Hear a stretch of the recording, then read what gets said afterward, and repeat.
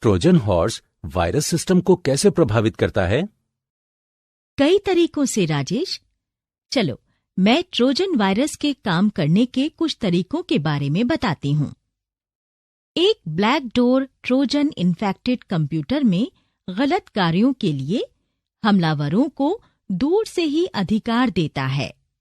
वे गलत इरादों वाले हमलावरों को इन्फेक्टेड कंप्यूटर में गलत काम करने का हकदार बनाते हैं। वो फाइल्स को भेज या प्राप्त, मिटा और शुरू कर सकते हैं, डेटा प्रदर्शित और कंप्यूटर को रीबूट कर सकते हैं। हमलावर बैकडोर ट्रोजन्स का ज्यादातर उपयोग इन्फेक्टेड कंप्यूटर्स के समूह में घुसपैठ के लिए करते हैं, ताकि वो एक ज़ॉम्बी नेटवर्क या मैलिशियस बूटनेट निर्मित कर सकें और आपराधिक उद्देश्यों में इसका इस्तेमाल कर सकें। एक्सप्लॉइट ट्रोजन का दूसरा प्रकार है, जिसमें मैलिशियस कोड या डेटा होता है जो किसी इन्फेक्टेड कंप्यूटर के कमजोर सॉफ्टवेयर या एप्लीकेशन पर हमला करता है। पीड़ित के सिस्टम में प्रवेश के लिए हमलावर रूट किट्स बनाते हैं, पर वो अपनी उपस्थिति या गलत कार्यों को पहचाने जाने से छिपाते हैं, ताकि इन्फेक्टेड कंप्यूटर में बने रहें और अपना काम करते रहें।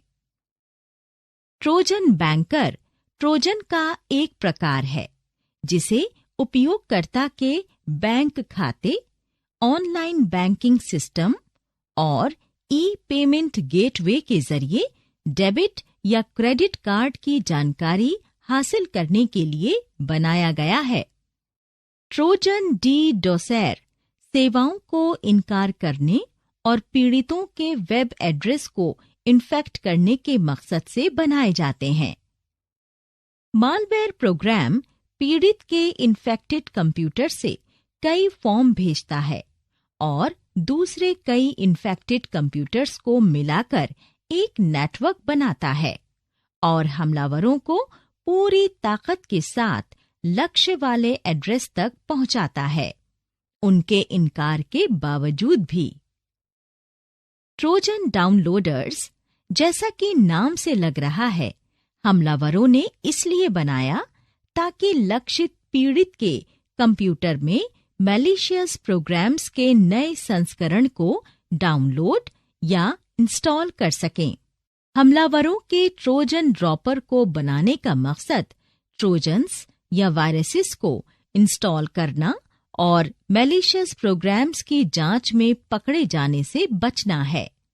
ज्यादातर पुराने एंटीवायरस प्रोग्राम्स इस ट्रोजन के सभी तत्वों को स्कैन नहीं कर पाते हैं। ट्रोजन फेक एवी एक एंटीवायरस सॉफ्टवेयर की तरह काम करने का दिखावा करता है। साइबर चोर लक्षित उपयोगकर्ता से पैसे हासिल करने के लिए इनको विकसित करते हैं और बदले में वो खतरों की पहचान करने और उन्हें हटाने का दिखावा करते हैं, पर वो खतरे असल में होते ही नहीं हैं।